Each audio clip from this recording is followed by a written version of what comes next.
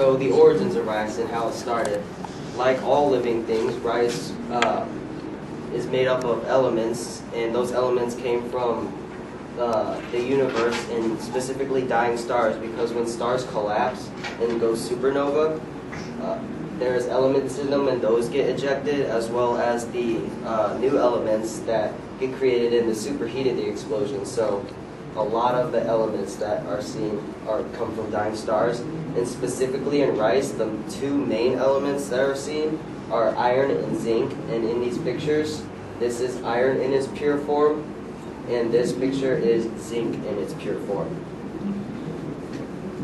So the descendants of rice, corn, the three probably most popular grain cereals, corn, wheat, and rice, all originated from a common grain ancestor from around 50 million years ago. And in the tree, in its family tree, it sits under the name Graminae, and that's along with other grains like barley. And some scientific names of the most ancient rice that all the other rices have come from include Oryza sativa, which is an American rice, North American, Oryza glaberrima, which is a African rice, and Zizania plateris, which is a Asian rice. So rice usually grows in like wetland environments, and some places it prospers is Asia and North America continents.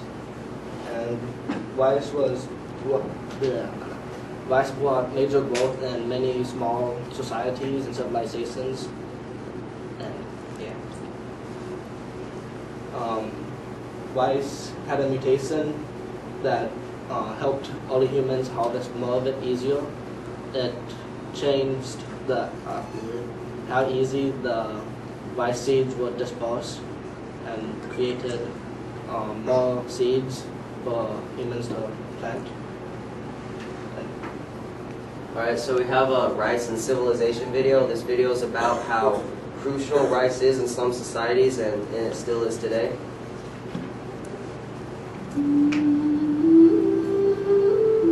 Terrace paddies like those of the Yuanyang County are found across much of southern China.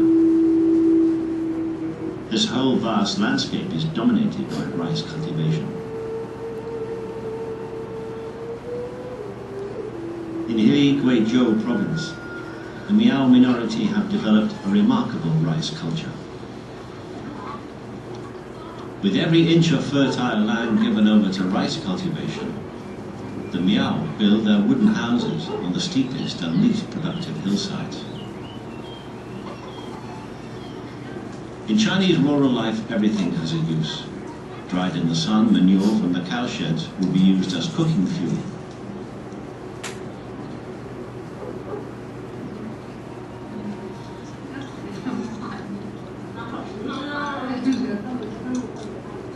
It's midday, and the Song family are tucking into a lunch of rice and vegetables.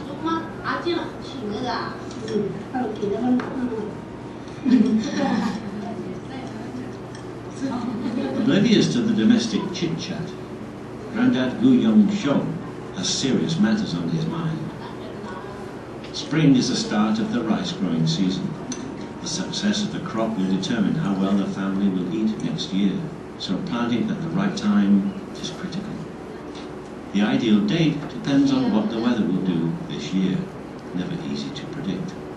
But there is some surprising help at hand. On the ceiling of the Song's living room, a pair of red-rumped swallows, newly arrived from their winter migration, is busy fixing up last year's nest. In China, animals are valued as much for their symbolic meaning as for any good they may do. Miao people believe that swallow pairs remain faithful for life, so their presence is a favor and a blessing, bringing happiness to a marriage and good luck to a home. Like most Miao dwellings, the Song's living room windows look out over the paddy fields. From early spring, one of these windows Alright, so that video basically showed us how rice is so important to some societies and is still important today. It mentioned how they base their entire society around the growing and production of their rice for their village. It mentioned how they actually set aside their houses on lands, areas of land that were off the fertile land so they could have the optimum space to plant their rice that they lived off of.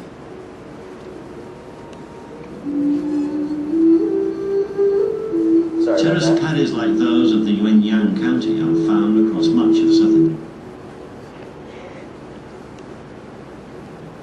Alright, so rice in mythology. Rice is so important to the people that produce it that it's even played a role in their mythology. A great example of this is in Indonesian mythology and the rice goddess of Sri. Basically, the story goes as some other head gods wanted to kill Sri because they didn't like her power, so they did kill her, and she died, and her body actually sprouted the rice grains and plants. And so the other gods eventually felt bad about it, so they gave the goddess's body to the people and they put it on the land, and that basically gave the people the rice and they could plant it and live off of it. And another one, a Chinese myth involving a dog, is about how after there was a village and there was a great flood that nearly wiped it out. And after the flood, they saw a dog walking up, and on its tail were rice grains hanging off of it. And then the people then used those rice grains to plant the rice and use it. And other religious ceremonies are centered on rice, such as Chinese ones and other Asian cultures mainly. Spreading throughout the world. Because of the Columbian Exchange, rice was able to spread all over the world. Specifically, Europeans' version of rice, mainly Asia too, was spread to North America, and because of the Europeans coming to North America, they saw the Native Americans growing their version of rice, and they were able to bring it over back to Europe.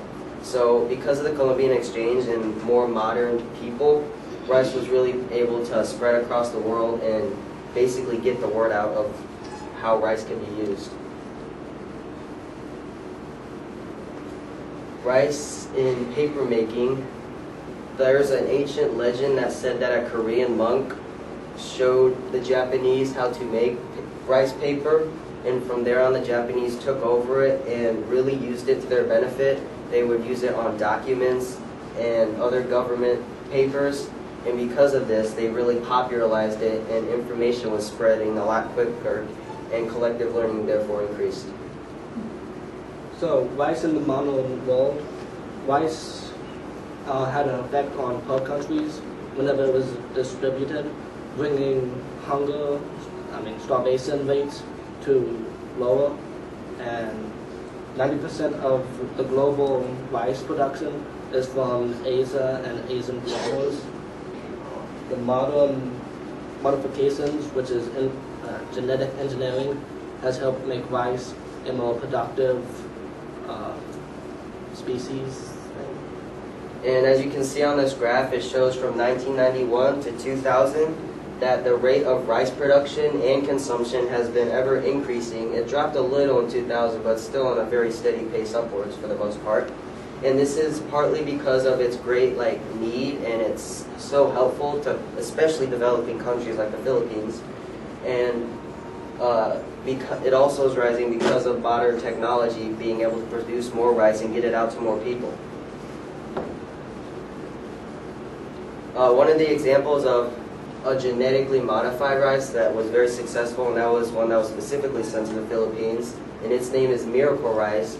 And they basically took 2 breeds of rice, DGO, Wugen, and PETA, not like the Animal Protection Agency, and they took the 2 attributes, one being its disease resistant and the other being its fast growth rate, and they combined it together and created what they call miracle rice, or IRA.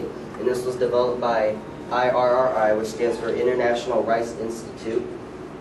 And that's a picture, and that was a logo.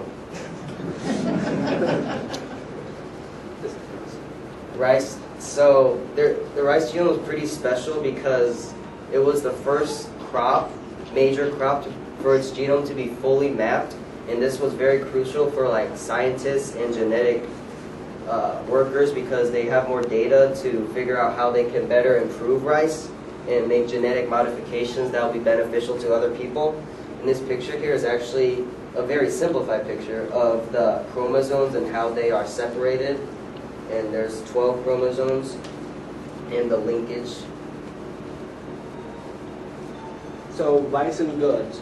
Many items that we use today have rice in them, such as cereals, rice squares in this case, baby food, which one of these? Oops, this one. Baby food. Snacks like Rice Krispie treats, which is that top picture, and cleaning products and makeups and paper. And some companies will use rice and glue to help make it stronger and stuff. And if you take a closer look at these, this one is actually wild rice that is grown in Minnesota, and it's a North American rice. So this was actually just bought from the store. It looks like Deerberg's.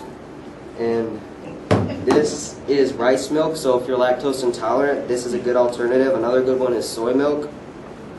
And there's some common snacks. This is a Quaker's snack, and it's basically rice chips in a way, and they're flavored.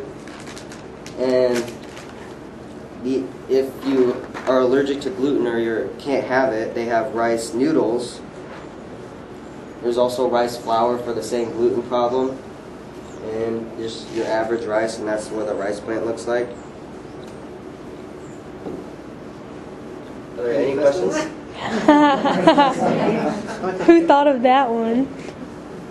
Have a rice day. All right. No questions? I want to know who thought of have a rice day. All right. Thanks, guys. Thank you.